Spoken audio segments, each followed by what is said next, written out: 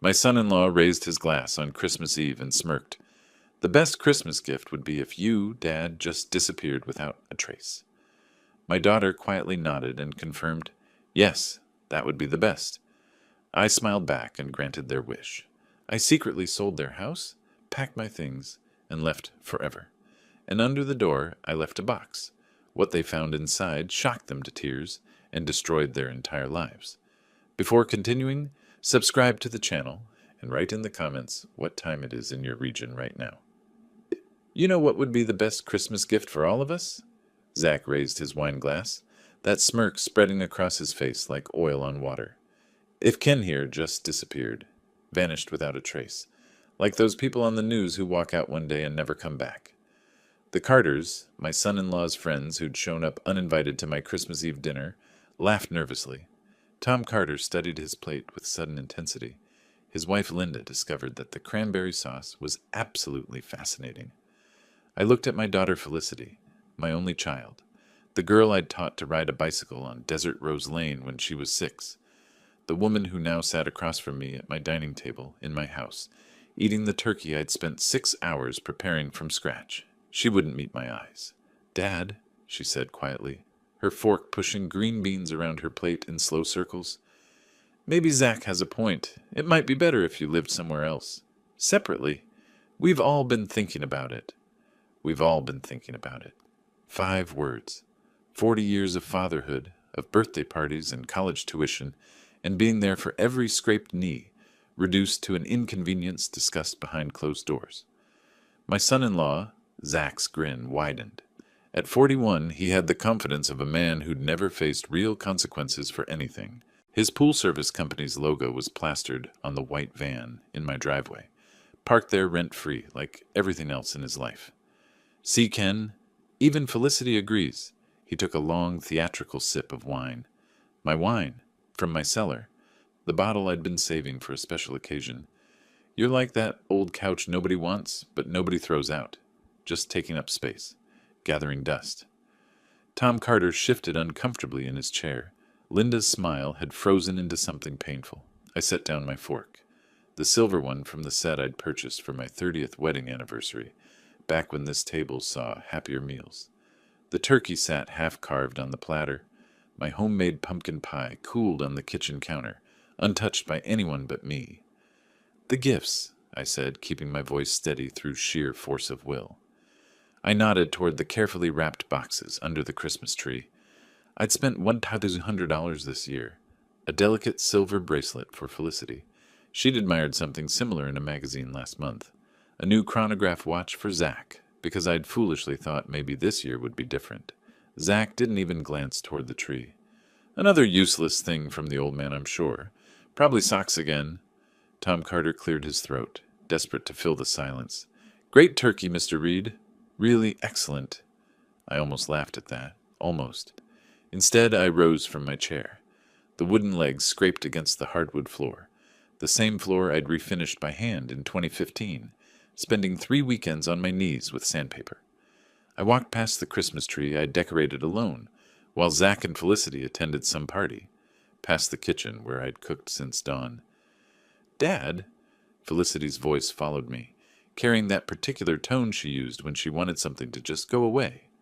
I didn't turn around. My legs carried me down the hallway to my bedroom. It was the smallest room in the house now, the guest room, technically.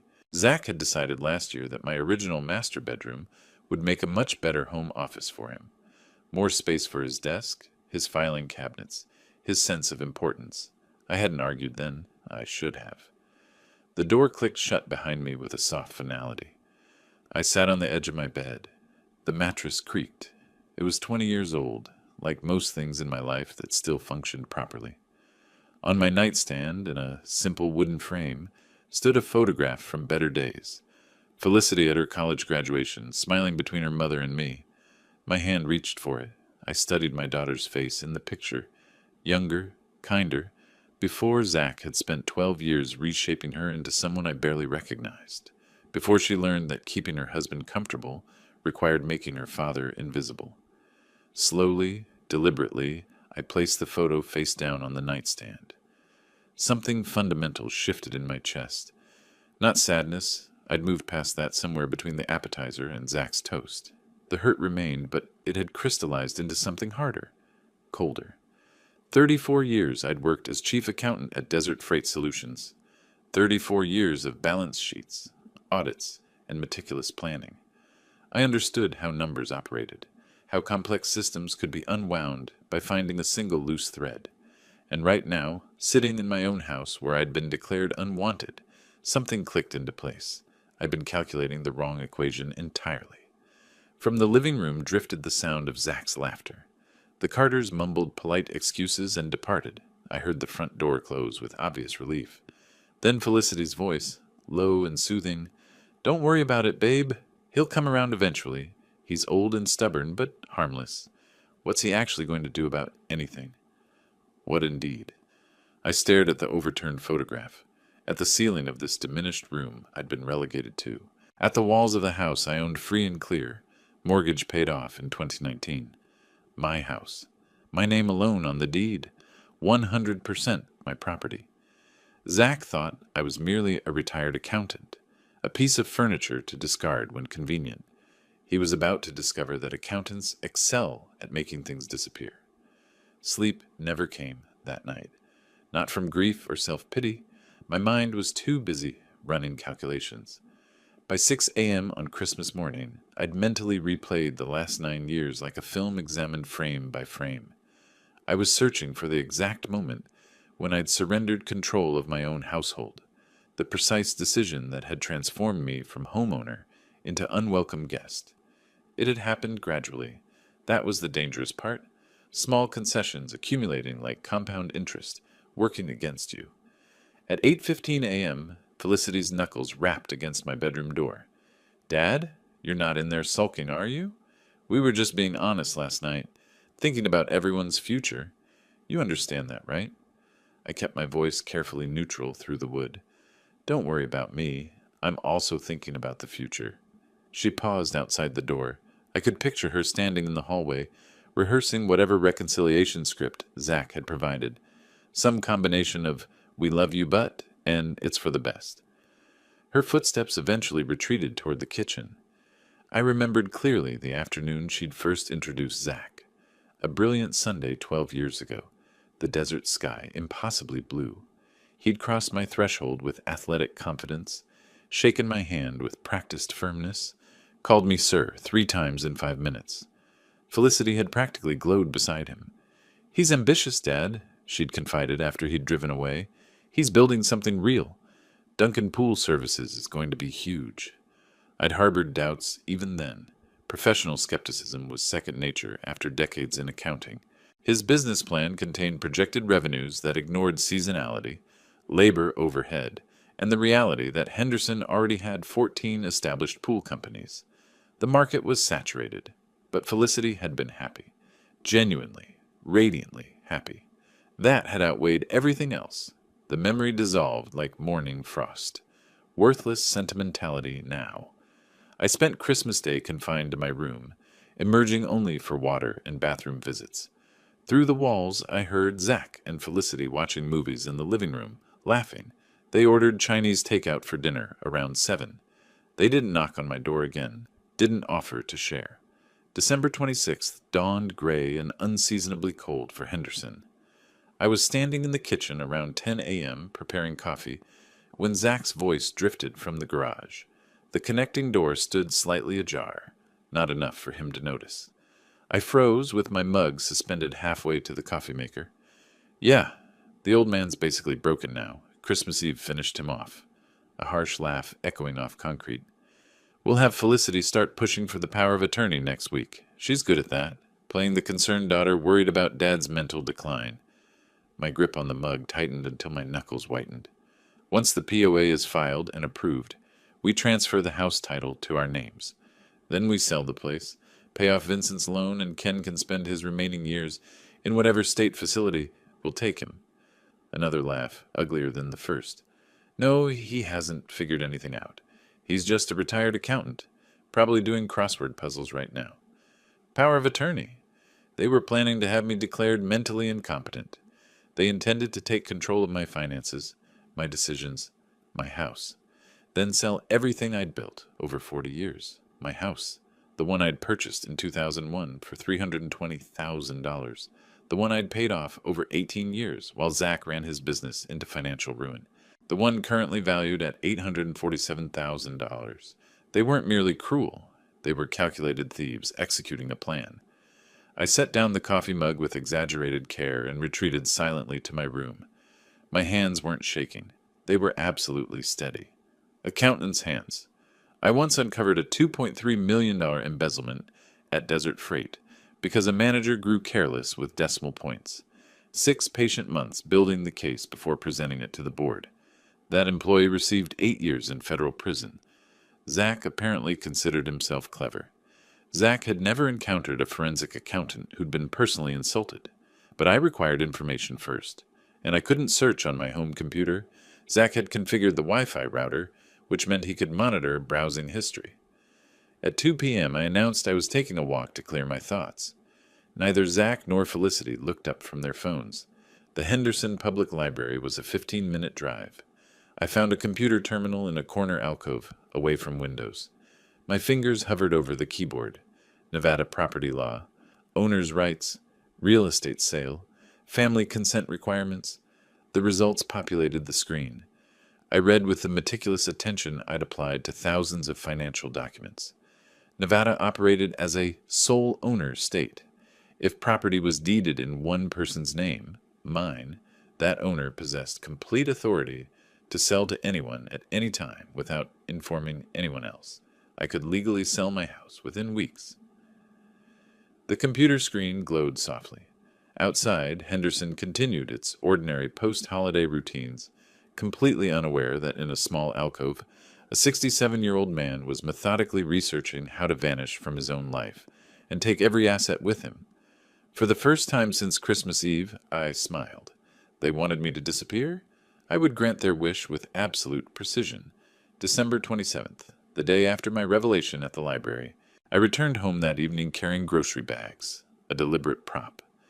Zach barely glanced up from the television. Felicity offered a distracted wave from the kitchen island where she scrolled through her phone. "Picked up some things for dinner," I announced. "Whatever," Zach muttered. His eyes never left the sports channel.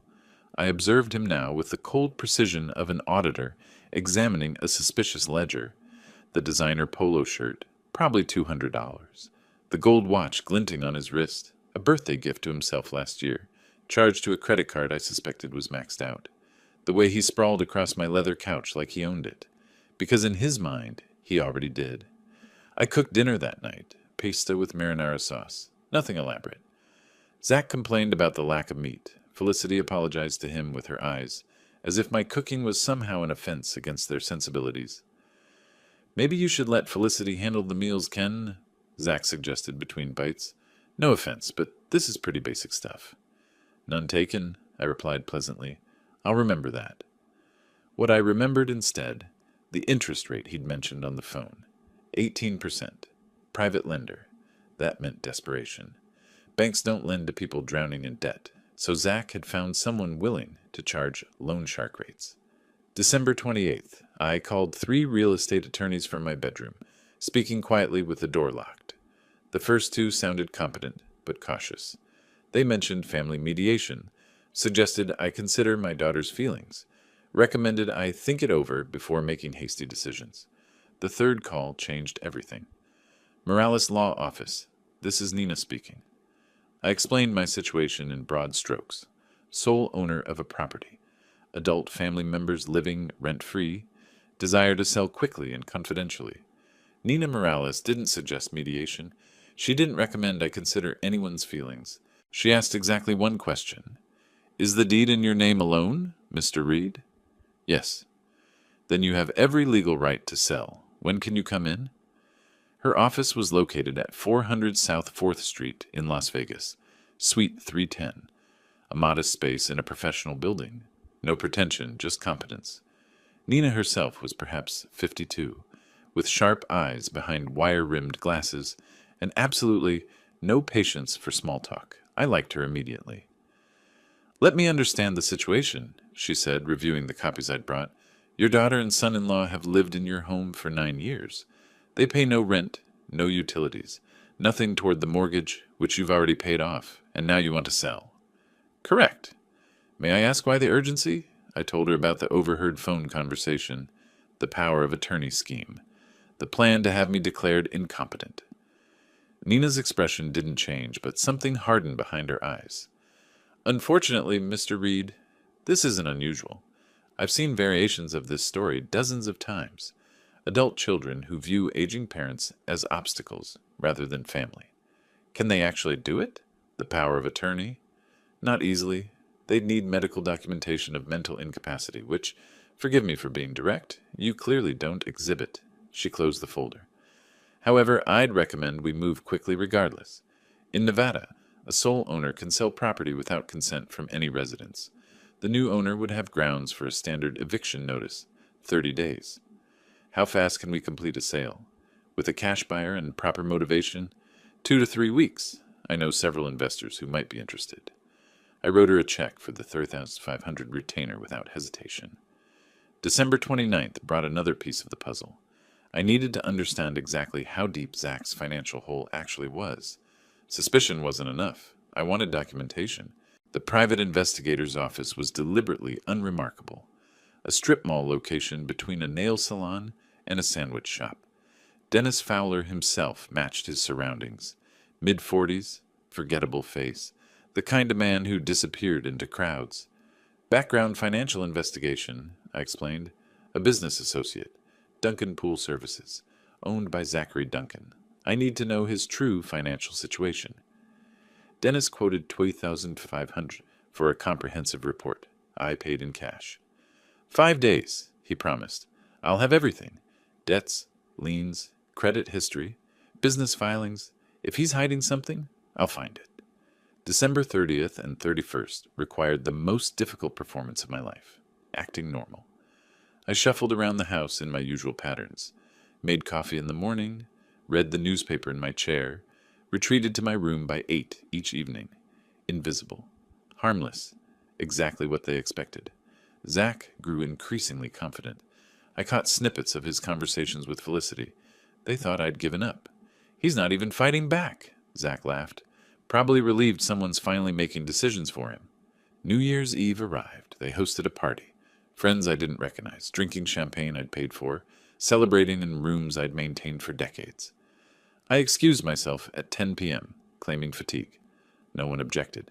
In my bedroom, I sat at the small desk I'd moved from the garage. A yellow legal pad lay before me, covered in my careful accountant's handwriting. A checklist. 14 items, methodically organized. The final entry read, "Leave gift at front door." I hadn't filled in the date yet. That would come later, when all the other pieces aligned. From the living room, I heard champagne corks popping. Someone cheered. Zach's voice rose above the noise. "To a great year. This is going to be our best one yet." I added a small notation beside item 14. January 2025. Then I turned off my lamp and listened to them celebrate their imaginary future. January 3rd, 2025. Dennis Fowler arrived at the library parking lot at 2 p.m. sharp, as arranged. He handed me a manila folder through my car window. "It's worse than I expected, Mr. Reed. Your son-in-law is underwater in ways I haven't seen in years." I opened the folder in my lap. The first page was a summary, bullet points of financial catastrophe. Duncan Pool Services owed $312,000 to a private investor named Vincent Russo. Interest rate, 18% annually. Payments had been irregular for the past 6 months. The company hadn't paid federal taxes in 8 months. The IRS had already sent 2 warning letters. Zach had taken a personal loan of $45,000, secured against business equipment that no longer existed, sold off piecemeal over the past year to cover operating expenses. And there on page 4, a detail that made me pause. Felicity Duncan was listed as a guarantor on a $78,000 credit line. My daughter had co-signed her husband's debts. "Vincent Russo," I said. "What do you know about him?" Dennis shrugged. "Private money guy. Operates out of Henderson. Not connected to anything illegal that I could find. But he charges rates that would make a bank blush. His wife, Maria, handles most of the paperwork. Word is, she doesn't always know where Vincent puts their money. I closed the folder. This is excellent work. One more thing. Dennis leaned closer. I talked to a former employee of Duncan Pool Services. The guy said Zach's been telling people he's coming into money soon. Family situation resolving itself. Those were the exact words. Family situation, meaning me. I drove back to Henderson with the folder locked in my trunk.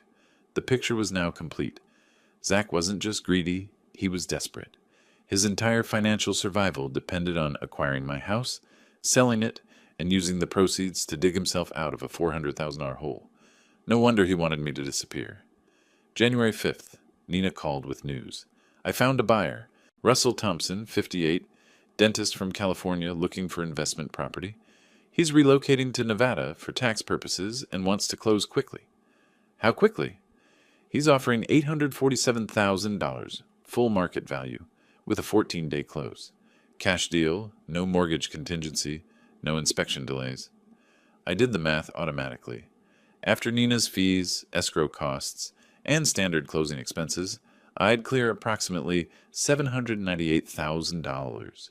Combined with my savings and pension, more than enough to start over anywhere I chose.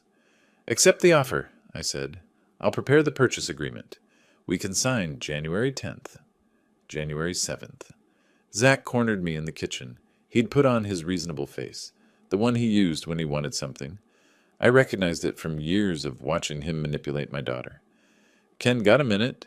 He pulled out a chair at the kitchen table, gesturing for me to sit, like it was his kitchen, his table. I sat. Look, I know Christmas was tense. He spread his hands in a gesture of reconciliation. Felicity and I have been talking. We think maybe we came on too strong. You know how it is. Holiday stress. Too much wine. I said nothing. Anyway, we were thinking, and this is just an idea, maybe it would help if you had someone managing your affairs. Not because you can't handle it, he added quickly. Just to take some pressure off. I could help with the bills, the accounts, the house stuff. All you'd need to do is sign a simple power of attorney, and I'd handle everything. He smiled. That confident, oily smile. Let me think about it, I said. Take your time, Ken. No rush. He patted my shoulder as he stood. We're family, right? Family takes care of each other. I watched him walk away, already reaching for his phone to text someone, probably celebrating his perceived victory. Family takes care of each other. I thought about that phrase, about what it meant, about what it should have meant. January 10th, 2:30 p.m. Nina's office. Russell Thompson sat across the conference table, a pleasant-faced man with the calm demeanor of someone who'd spent decades dealing with anxious patients. We shook hands. He asked no questions about why I was selling. I offered no explanations. The purchase agreement ran to 32 pages. I read every line, initialed every margin, signed every signature block. Nina notarized the documents with practiced efficiency. Escrow opens today, she announced. Closing date is January 24th. Funds will transfer within 24 hours of recording. Russell Thompson shook my hand again. I hope your next chapter is a good one, Mr. Reed. It will be, I said, one way or another. I walked out of Nina's office with a copy of the signed contract in my briefcase. The late afternoon sun cast long shadows across the parking lot. My phone buzzed. A text from Felicity. Dad, where are you? Zach wants to talk about that paperwork. I typed my response carefully. Tell him I've changed my mind about everything. Then I turned off my phone and drove home to begin the next phase. The game was no longer theoretical. The pieces were in motion, and Zach had no idea that the old accountant he'd dismissed as harmless was about to erase his entire future. January 11th. The clock was ticking. I walked into Bank of Nevada on Eastern Avenue at 9:15 a.m., 15 minutes after opening. The branch manager, a pleasant woman named Patricia, helped me open a new checking account, completely separate from my existing accounts at Wells Fargo. Will you need checks, Mr. Reed? Just the debit card, and I'd like to transfer $30,000 from my savings today. Her fingers paused over the keyboard. That's a significant amount. May I ask? Fresh start, I said with a smile that invited no further questions. The transfer completed by noon. $30,000, safely isolated from any account Zach might try to claim or freeze in the chaos to come. Over the next 4 days, I became a ghost in my own house, but a busy one. January 12th, I rented a storage unit at Henderson Storage on Stephanie Street. Unit 247, climate-controlled $89 per month. The clerk barely glanced at my ID. January 13th, while Zach was at his failing office and Felicity worked her shift at the hotel, I loaded my car with the first batch of irreplaceable items. Photo albums spanning 40 years. My collection of jazz vinyl, 63 records, including a first pressing of Miles Davis that I'd owned since 1972. Tax documents, the deed to my parents' grave plot. January 14th, second trip, more photographs, my father's pocket watch. The wooden chess set I'd carved myself during a woodworking phase in my 50s. January 15th, third and final trip, personal papers, medical records, the folder Dennis Fowler had given me, containing every detail of Zach's financial catastrophe. Each trip I timed precisely. Zach left for work around 8:30. Felicity departed by 7:15. I had a window of roughly 9 hours to move freely, the storage unit filled with the tangible remains of my life. Everything else, the furniture, the kitchen items, the house itself, was just material, replaceable. The memories were safe now. January 16th, I drove to the Desert Oasis Inn on Boulder Highway. The motel wasn't glamorous, 2 stars at best, with a parking lot full of construction workers' trucks and traveling salesmen's sedans, perfect for someone who wanted to disappear. 2 weeks, I told the clerk, sliding $120 in cash across the counter. Room facing the back lot, if possible. Room 14, ground floor, away from the street, with a view of absolutely nothing interesting. Exactly what I needed. January 18th, the first sign of trouble. I returned home that evening to find Zach, standing in my bedroom doorway, arms crossed. "Ken." His voice carried an edge I hadn't heard before. "Your room looks different." I brushed past him, setting my jacket on the bed. "Spring cleaning." "In January?" He scanned the space. The empty bookshelf where my vinyl collection had stood. The bare nightstand where family photos once gathered dust. "Where's all your stuff?" "Donated some things, threw out others." I met his eyes without flinching. "Simplifying?" His jaw tightened. I could see him calculating, trying to determine if this disrupted his plans. "You're not thinking of going somewhere, are you?" "Where would I go, Zach? I'm just an old man, remember?" He stared at me for a long moment. Then his expression smoothed back into practiced friendliness. "Right, of course. Just checking." That night, I heard him talking to Felicity in the kitchen, voice low but urgent. "Something's off with your father. He's acting strange. We need to move faster on the paperwork." Felicity's reply was muffled, but I caught the tone. Dismissive, unconcerned. "He's just being dramatic. Let him pout. He'll come around." I smiled in the darkness of my room. Let them believe that. January 20th. Nina called with confirmation. "Escrow closes January 24th, as scheduled. All documentation is in order. Mr. Thompson's funds are verified and ready for transfer." "And the amount?" "After all fees and closing costs, $798,180. It'll hit your new account within 24 hours of recording." January 22nd, the final preparation. I sat at my small desk with a large brown cardboard box before me. Inside, I carefully arranged the items that would shatter Zach's world. First, a certified copy of the grant deed, transferring ownership of 2847 Desert Rose Lane from Kenneth Reed to Russell Thompson. Legal, binding, irreversible. Second, a formal notice from Russell Thompson, the new owner, informing current occupants of a 30-day eviction deadline.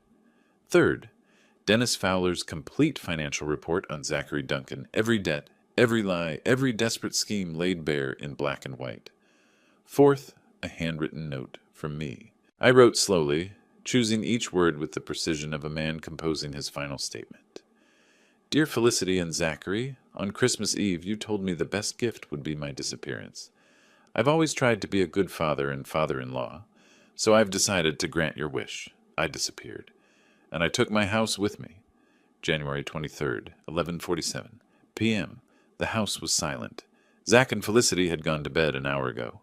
I'd heard their bedroom door close, heard the television fall quiet. I stood in my room one final time, surveying the space that had shrunk around me over the years, the walls that had witnessed my slow transformation from homeowner to unwanted tenant. My suitcase was already packed. One bag, that's all I needed for the life ahead. I picked up the brown box from my desk. It was heavier than its contents suggested, weighted with 9 years of accumulated grievances and 30 days of meticulous planning.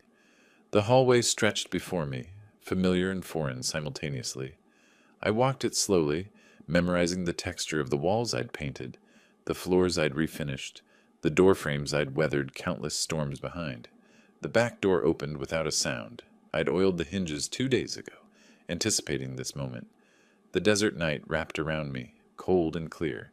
Stars scattered across the Nevada sky like spilled salt on black velvet. I circled to the front of the house and placed the box carefully on the doorstep.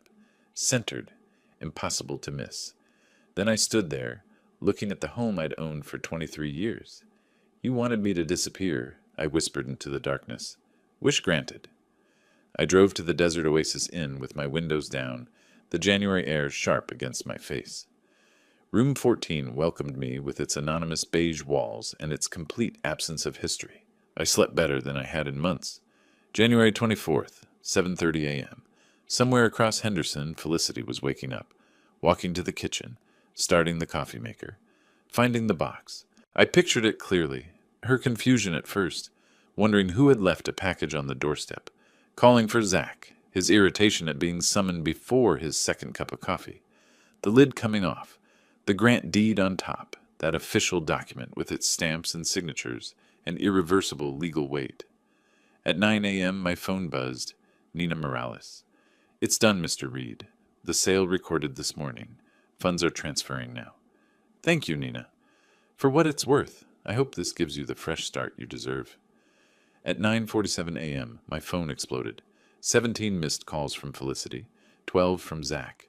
A cascade of text messages, each more frantic than the last. Dad, what is this? Call me now. This isn't legal. You can't do this. Dad, please. I read each message with the detachment of a scientist observing an experiment. Their panic was almost musical, rising in pitch and desperation with each unanswered attempt to reach me. At 10:15, a voicemail from Zach. I played it on speaker, savoring every syllable. Ken, listen to me. His voice cracked on the edges. That smooth confidence shattered into jagged fragments. This is insane. You can't just... We live here. Felicity's your daughter. You need to call us back right now and explain what... This has to be some kind of mistake. Some kind of... Call me. Now. I saved the voicemail. It would make excellent listening on difficult days. January 25th through 27th unfolded exactly as I'd anticipated. Zach consulted lawyers. The lawyers delivered identical verdicts. The sale was legal, binding, and absolutely final. Kenneth Reed had been the sole owner. Kenneth Reed could sell to whomever he wished. The new owner had every right to evict the current occupants. Felicity tried a different approach. She called my phone 43 times on the 26th alone, leaving messages that progressed from angry to pleading to desperate. Dad, I know we said things we shouldn't have. I know Christmas was hard. But this is too far. Please just talk to me. We can fix this. We can work something out. I listened to each message. I responded to none. January 27th, 3:15 p.m. My phone rang with an unfamiliar number. I answered. Is this Kenneth Reed? A woman's voice, sharp, controlled, with an undercurrent of barely suppressed fury. Speaking. My name is Maria Russo. I believe you know my husband Vincent? I smiled. I know of him, Mrs. Russo. We've never met personally. Someone sent me some very interesting documents about a loan my husband made, $312,000 to a man named Zachary Duncan. Her voice tightened. My husband told me that money was in a CD at the bank, a safe investment. Now I find out it went to some pool cleaner with a failing business and a father-in-law who just sold the house out from under him. That does sound troubling. Mr. Reed, I don't know why you sent me those papers, but I want you to know I'm going to get every penny back. Your son-in-law is going to learn exactly what happens when you take Maria Russo's money. I wish you the best of luck, Mrs. Russo. The call ended. I set down my phone and looked out the window of room 14 at the desert afternoon. Somewhere across town, Zach and Felicity were discovering that their problems had just multiplied exponentially. The dominoes were falling, and I had barely begun to push. January 28th. The counterattack began. Nina called me that morning with an update. Your son-in-law hired an attorney, Harold Weston. I know him. Decent enough lawyer, but he takes desperate cases for quick retainers. What's their angle? Mental incapacity. They're going to argue you weren't competent to sell the property. Dementia, undue influence, something along those lines. I laughed, a genuine, full laugh that surprised even me. Mental incapacity, that's creative. It's also hopeless. You have no diagnosis, no medical history of cognitive decline. The sale was clean, documented, witnessed by professionals, but they might drag it out for months if they file. Let them try. Meanwhile, across Henderson, Felicity was having a very different kind of meeting. I learned the details later, pieced together from various sources. Maria Russo had summoned Felicity to a coffee shop on Green Valley Parkway, neutral territory, but Maria's choice. Maria Russo was 54 years old, the daughter of a construction contractor, and possessed the particular fury of a woman who just discovered her husband had been lying about their investments for 3 years. $312,000, Maria said, sliding a folder across the table. My husband's personal savings, our retirement buffer, gone to your husband's pool company. Felicity's face went pale. I didn't know the amount was. Vincent told me it was in certificates of deposit. Safe. Boring. Instead, he gave it to some smooth-talking idiot who can't even keep his father-in-law's house. Maria leaned forward. I want my money back, Mrs. Duncan. Every penny. With interest. We don't have. Then find it. Sell something. Sell everything. Because if I don't see a payment plan by next week, my attorney files suit. And trust me, I'll take everything you own down to the last fork. January 29th through February 3rd unfolded like a chess game played by desperate amateurs against a patient professional. Zach's attorney, Harold Weston, filed requests for my medical records.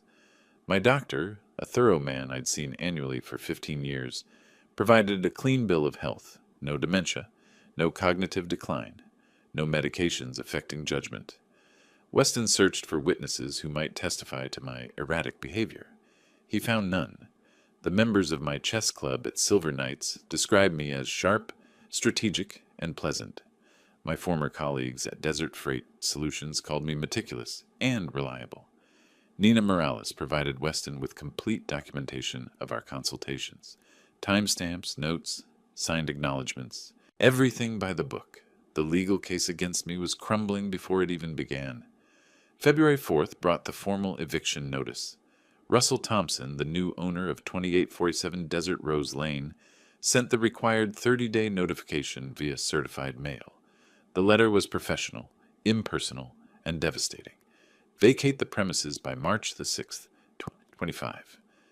I imagined Zach's face when he opened that envelope, the realization that this wasn't a nightmare he could wake from. This was his new reality. February 5th, they found me. I was in room 14 of the Desert Oasis Inn, reading a paperback mystery when the pounding started. Open up, old man. We know you're in there, Zach's voice, hoarse with rage, stripped of all pretense. I set down my book, straightened my shirt, and walked to the door. When I opened it, they stood in the harsh afternoon light, like refugees from their own lives. Zach's face was flushed red, veins visible at his temples. Felicity stood slightly behind him, mascara streaked, clutching her purse like a shield. Zachary! Felicity! I leaned against the doorframe, perfectly calm. What a pleasant surprise. Though I notice you're not visiting me at my house anymore? Oh, wait, it's not my house anymore, and it's definitely not yours. You think this is funny? Zach stepped forward. You destroyed us. I sold my property, legally, to a qualified buyer for fair market value. I smiled.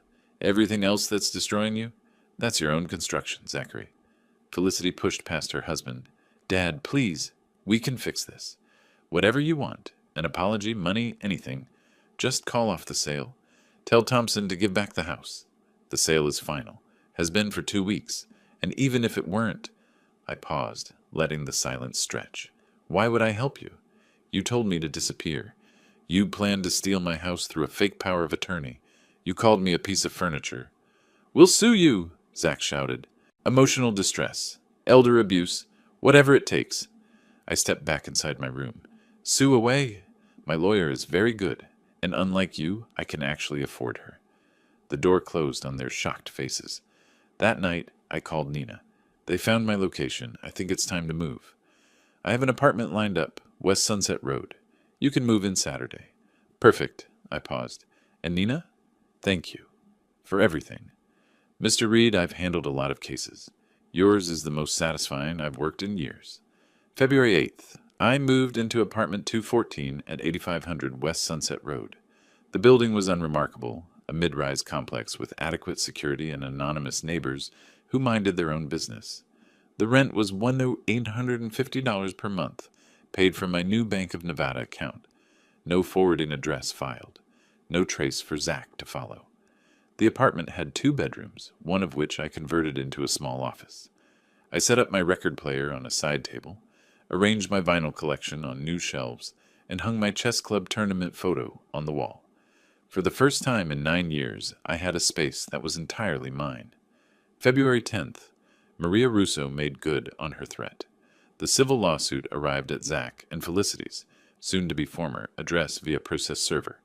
The complaint named both of them as defendants, seeking $312,000 in principal, $4,730 in accrued interest, and $19,220 in legal fees. Total, $378,450. The Russos weren't playing games. February 12th. Harold Weston delivered the bad news to his client. I learned about this conversation through Nina, who had contacts throughout Henderson's legal community. Apparently, Weston was blunt. Mr. Duncan, there's no case here. Your father-in-law committed no crime, violated no law, breached no contract. He sold his own property. That's not actionable. There has to be something. There isn't. And if you file a frivolous lawsuit, you'll be paying his legal fees on top of everything else. Zach fired Weston that afternoon, then hired him back the next morning, having failed to find anyone else willing to take the case. February 14th, Valentine's Day. Instead of roses and dinner, Zach and Felicity received a certified letter from the IRS. Duncan Pool Services owed $67,304 in unpaid federal taxes. Additional penalties and interest brought the total to $79,790. Payment due within 30 days. The walls were closing in. February 15th through 18th. I monitored from a distance as their world continued to collapse. Zach visited 3 banks seeking emergency loans. All 3 declined, his credit score had cratered, and he had no collateral left. He called former clients, asking for advance payments on future work. Most didn't return his calls. The few who did refused. His own parents, retired teachers living in Phoenix, told him they'd warned him about the pool business years ago. They had no money to spare. February 19th. Felicity requested a meeting. She'd gotten my new number somehow, probably through persistence and social engineering. The text was simple.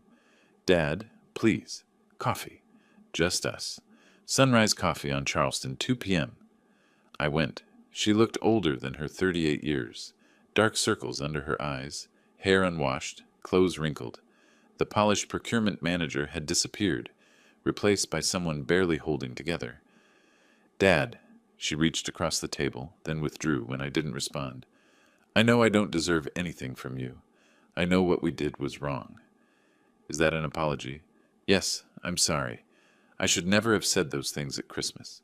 I should have defended you against Zach. I should have, didn't. I sipped my coffee. What do you want, Felicity? Help. Please. We're losing the house in 2 weeks. Zach's business is finished. Maria Russo is going to take everything we have left. I don't know what to do. I studied my daughter, the child I'd raised, the woman she'd become, the stranger she'd chosen to be. You came here to ask for money. I came here because you're my father. A father you told to disappear at Christmas, in front of guests. I set down my cup. You didn't come to apologize, Felicity. You came because you're desperate. There's a difference. That's not... When you showed up at my motel room, did you apologize? No. When you called 43 times in one day, did any of those messages contain an apology? No. I stood, leaving money for the coffee. You want to know the worst part? If you had come to me with genuine remorse, real accountability, I might have considered helping. But you didn't. You came with demands and expectations, just like always. Dad, please, tell Zach something for me. I remember every word he said at that Christmas dinner. Every insult, every sneer. He called me an old couch taking up space. I pulled on my jacket. Now he's about to find out what it feels like to be thrown out. February 20th, the final escalation. A process server found me at my apartment. Zach had apparently hired someone competent. The envelope contained a lawsuit. Zachary Duncan versus Kenneth Reed. Intentional infliction of emotional distress. Damages sought, $500,000. I read through the complaint twice, then called Nina. They're suing me for emotional distress. I saw the filing. It's desperate and it's stupid. Can they win? Not a chance. But they can waste your time and money if you let them. She paused. I know an excellent litigation attorney, Nathan Price. He doesn't lose cases like this. I scheduled a meeting for the next morning. Zach wanted a fight. I'd been preparing for this battle for 2 months. He'd been preparing for it for 2 days. The advantage was entirely mine. February 21st. Nathan Price's office occupied the 12th floor of a glass tower on Las Vegas Boulevard. Nathan himself was 55, silver-haired, with the calm intensity of a man who'd spent 30 years destroying opponents in courtrooms. His retainer was $7,500. I wrote the check without hesitation. Let me understand this correctly, Nathan said, reviewing the complaint. Your son-in-law publicly humiliated you, planned to steal your house through a fraudulent power of attorney, and is now suing you for emotional distress? That's the summary. Nathan laughed, a genuine appreciative sound. Mr. Reed, this isn't just a frivolous lawsuit. It's a gift. We're going to countersue for malicious prosecution, and we're going to win. Decisively. February 24th. Preliminary hearing at Clark County District Court. The courtroom was smaller than I had expected. Wood-paneled walls, fluorescent lighting, the Nevada State SIL mounted behind the judge's bench. Judge Eleanor Grant presided, a sharp-eyed woman in her 60s who radiated no-nonsense authority. Zach sat at the plaintiff's table with Harold Weston. My son-in-law looked diminished somehow, thinner, paler, the confidence stripped away like cheap paint. Felicity sat in the gallery behind him, clutching her purse. I sat beside Nathan at the defendant's table, perfectly calm. Weston opened with practiced solemnity. Your Honor, Mr. Reed deliberately and maliciously deprived my client of his home, knowing full well the devastating financial and emotional consequences. This wasn't a simple property transaction. It was calculated cruelty designed to destroy a family. Nathan rose. Your Honor, my client sold his own property, legally, to a willing buyer, at fair market value. Mr. Duncan was never a co-owner, never paid rent, and had no legal claim to the residence whatsoever. But surely, Weston interrupted, there's a moral obligation. Moral obligation? Nathan's voice sharpened.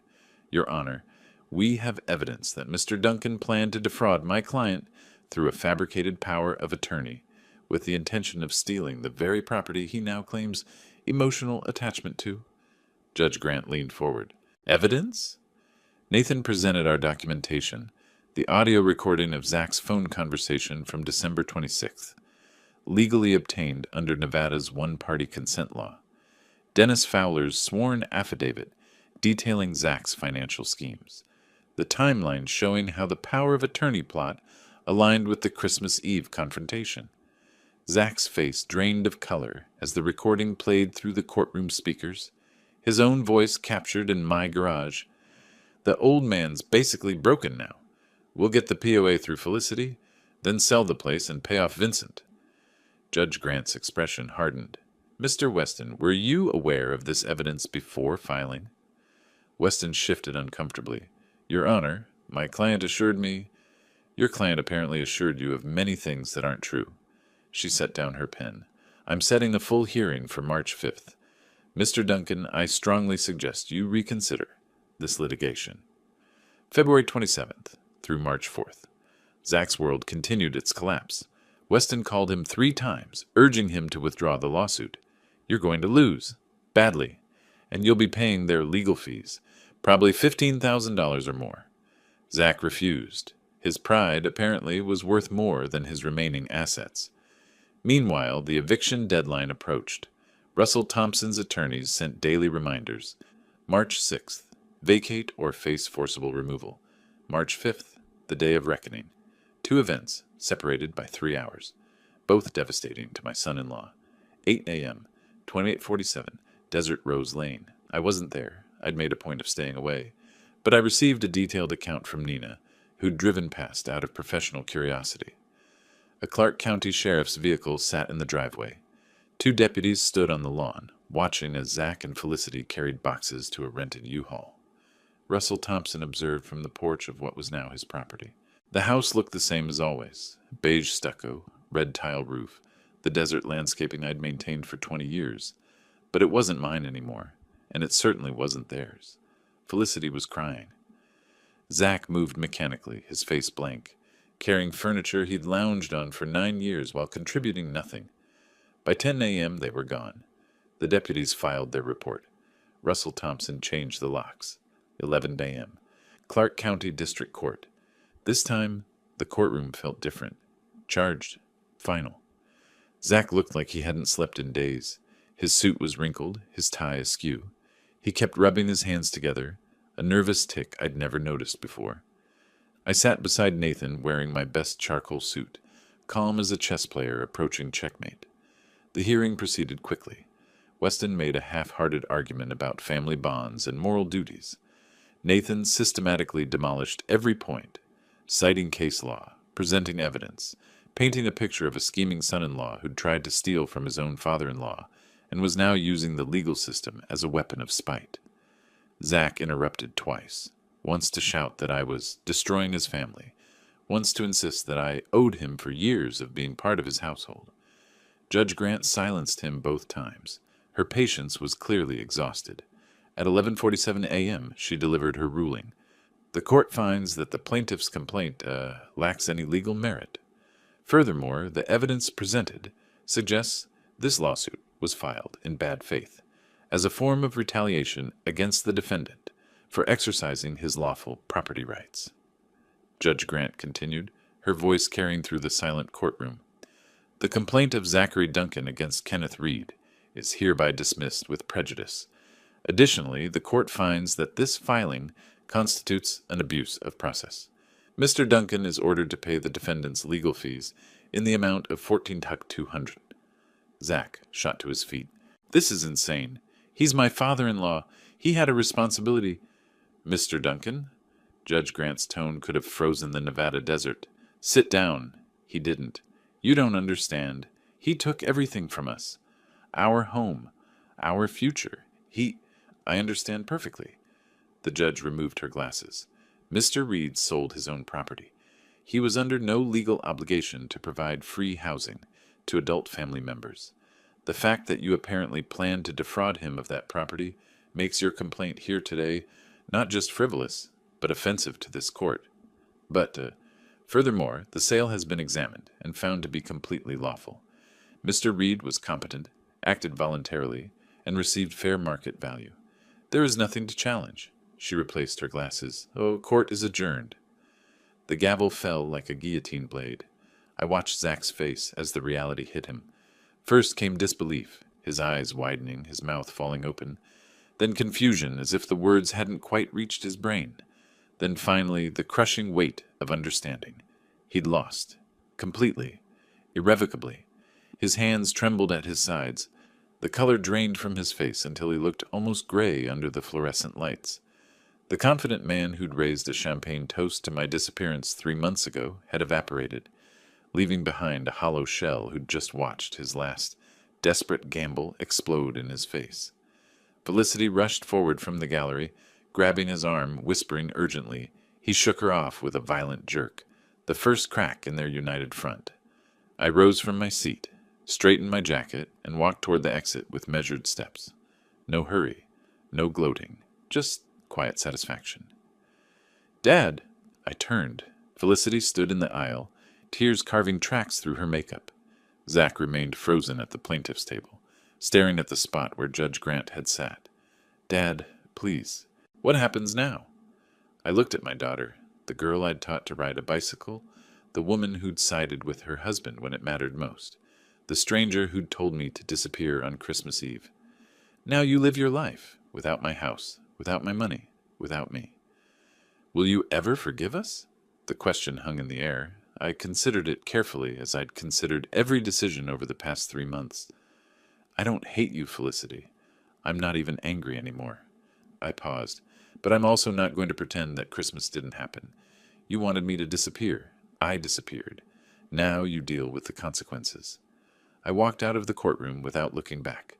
Behind me, I heard Felicity's choked sob. I didn't stop. The weeks that followed brought the complete collapse of everything Zach had built. March 7th, Duncan Pool Services filed for Chapter 7 bankruptcy. The 2 remaining work vans, already seized by Maria Russo's attorneys, were sold at auction for pennies on the dollar. The business that was supposed to be huge ended with a whimper and a stack of legal documents. March 8th, Zach and Felicity moved into a cramped 1-bedroom apartment in a run-down complex off Boulder Highway. Rent, $400 per month, nearly everything Felicity earned at her hotel job, from a 4-bedroom house to a single room with stained carpets and paper-thin walls. March 10th, Felicity filed for divorce. I learned about it through public records, not from her directly. Perhaps she'd finally realized that the man she'd chosen over me wasn't worth choosing at all. March 12th, I treated myself to lunch at Vintner Grill in Summerlin. The restaurant was quiet at 2 p.m., white tablecloths, soft music, a view of the mountains through floor-to-ceiling windows. I ordered salmon, a glass of wine, and took my time. A young waitress stopped by my table. "Are you celebrating something today, sir?" I smiled. "You could say that. I'm celebrating justice." She didn't understand, of course, but that was fine. The satisfaction was mine alone. March 15th, Saturday afternoon. I sat in my apartment, the afternoon sun slanting through the windows. My record player spun a Miles Davis vinyl, Kinda Blue, the album I'd owned since 1972. On the wall hung a new photograph, me with my friends from the Silver Knights Chess Club, taken at last month's tournament. I'd placed second. Not bad for a 67-year-old old couch. The apartment was quiet, peaceful, mine. My phone buzzed. I glanced at the screen.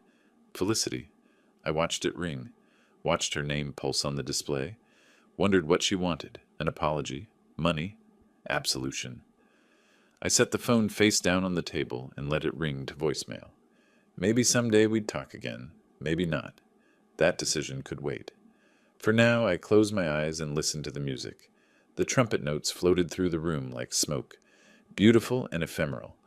I'd spent 9 years being invisible in my own home, being tolerated, being dismissed as furniture. Now I had $798,000 in the bank, a comfortable apartment, friends who valued me, and the deep satisfaction of knowing that justice had been served. Zach had wanted me to disappear. I had, and I'd taken everything with me. If you like this story, please like this video, subscribe to the channel, and share your impressions of this story in the comments. To listen to the next story, click on the box on the left. Thank you for watching.